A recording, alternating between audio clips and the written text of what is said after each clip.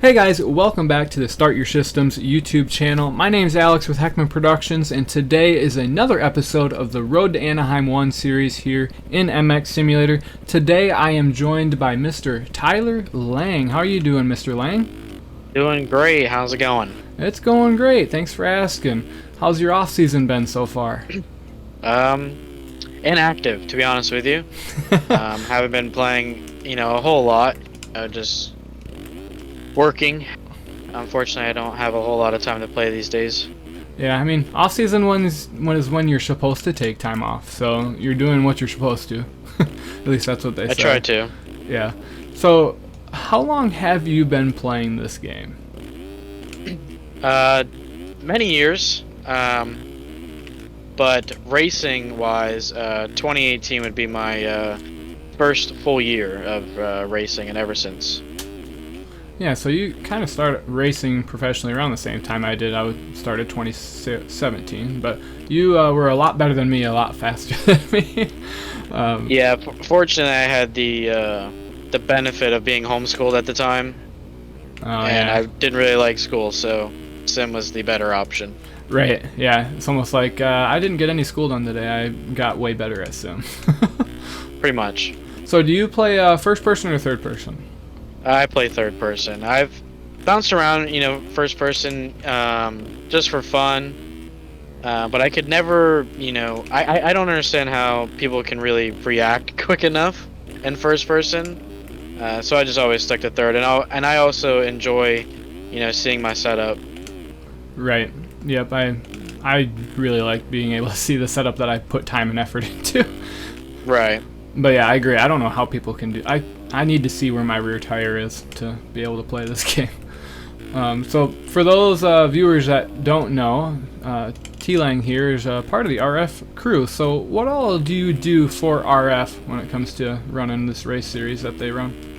So it's there's not really a set thing. I pretty much have my hand dipped in just about everything. I started out just basically being the object guy, so I would place, all the tough blocks, all the sponsor signs, and stuff like that, timing gates, cameras, etc. And then kind of moved on to more of like an admin type role, just helping, where I could. And eventually just kind of got into, Jeremy Cohenauer's, basically right-hand man. So now I just basically, I help people out through, with Discord, a bunch of stuff on the website. I host the North American series on Wednesday nights, and then for Supercross, and then Monday nights for the RFGP Championship and the outdoor season. But honestly, it's just basically like a customer service, basically. Would be the best way to put it. Yeah, I think you've had to help me a couple times in the past with things. So, I know you've been involved for a little while now, but you seem to be doing a good job. RF's running pretty smooth, and so that's cool to hear that you've been getting upgrades and promotions. Yeah, I mean, you've been involved. It's definitely not an easy task, especially when you're dealing with, people think, RF, from an outside standpoint, it's a small, I guess you could call it company, organization, whatever. But if you count how many, UIDs there are in a race throughout the year, you're dealing with, hundreds of people all the time. So right. It can get overwhelming with the few people that we do have part of the RF crew. Yeah, I understand that. Well, partially understand that.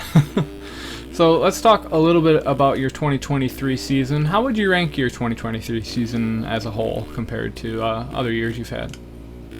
To be completely honest, not great. This year was definitely very frustrating with a lot of downs, not a lot of ups. I did have a good finish. My best finish in Supercross was a second, and then I managed to get a moto win in outdoors. Unfortunately, I was not able to get an overall win. Like last year in 22, I actually won the last 3 rounds in a row. I remember which was that. Cool. You were on fire. Yeah, I won. I think it was 5 out of 6 motos, which was kind of cool. But I mean, I've never really been a good Supercross rider. I mean, I've been average. My goal, pretty much is to make every main. So I was able to accomplish that. So that was good. Yeah, that's my goal. You're way better than me. So, so was that your main goal for 2023? Did you have any auxiliary goals that you were hoping to achieve? For Supercross, yes, definitely the main goal was to make every main. Secondary goal, I would say, is to win another main. I've only ever had 2 450 main event wins, and they were both last year. 2022, right? Correct. Yeah. And outdoors, I definitely wanted to potentially win again, but with working IRL, I just don't have a ton of time to put in the game like I used to. Yeah, it's hard to juggle that, especially since this is a video game, not not real life. So, but so going into 2024, have you pretty much keeping the same goals, or are you setting a little different ones for yourself?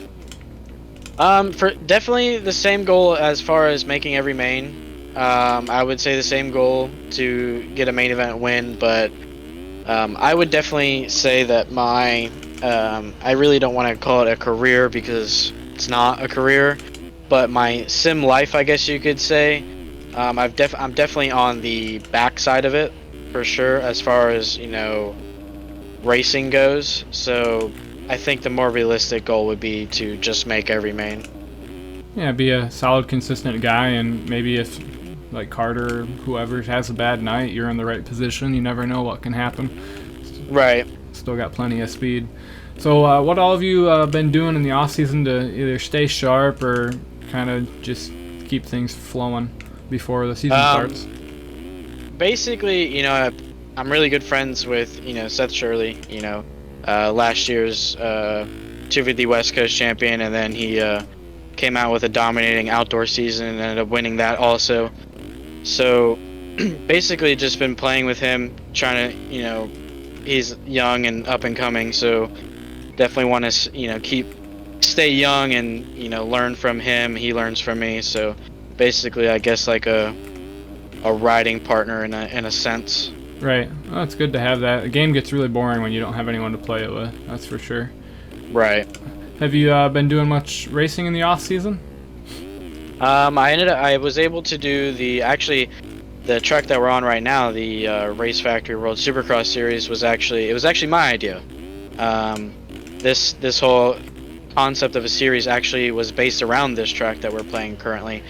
I wanted to do like my spin on the World Supercross that they were doing in real life. I just thought, the tracks that they were going to were quite boring, and I thought it would be cool to kind of switch it up and take these these GP tracks to a new level, because the environments and everything that the GP tracks are at are just stunning. So I thought it would be cool to do that. So I just did the 5 rounds. We did this one in Assen, and then we did one in Australia, and a few other ones in some odd countries, just to kind of mix it up and make it different. But as far as racing goes, that's pretty much it. Yeah, I mean, it was a good series. I tried to do the ones that I could. What one was the all sand track? Was that Australia? Yeah, that was Australia. That was a difficult one. Yeah, that track had me raging, so thank you for that. But yeah, it was a really cool concept for a series. I think there was a lot of people that were enjoying doing it just because it was different. Like, it's not something we ever have seen before. I mean, our like AMA has tried to combine Supercross and motocross, but never on like a global scale. So this was pretty cool. So, who would be your pick to win the Anaheim 1 Supercross sim, obviously, for this season? So if I'm gonna go 250 class, I gotta pick Seth Shirley. That's hard to go against for 250 class. Right. I just don't. It's with his speed, it's kind of hard to even consider anybody else, to be honest. Not in. As far as 450 goes, I mean, you gotta. It's hard to not pick Carter. He's pretty much undefeated at the moment, so. Except for in the World Super Motocross. Yeah, there is that. Yeah, motocross is his kryptonite. I do think he takes the RF, replica series much more serious. But I would think, you gotta, Leclerc's there too. I don't know if Payson Johnson is racing. Word on the street is he's done, but we'll see. Right. I guess I gotta give it to Carter. Carter would probably be my pick. Yeah, that's 2 picks for Carter's in our episode so far. But, I mean, it's hard to go against him. He's won the last couple A1s. He's pretty much dominated the Supercross series. He's had a couple rough rounds, but been pretty darn good overall. So, hey, perfect timing. Thanks so much for joining me for this episode, T-Lane. Yeah, not a problem. I appreciate you taking the time to have me on here. Yeah, absolutely. Thank you guys so much for watching this episode. Make sure to subscribe to see the rest of these. Season's coming up shortly. It's hard to believe how fast this off-season has gone by. So, thank you guys for watching. We'll see you in the next video. See ya.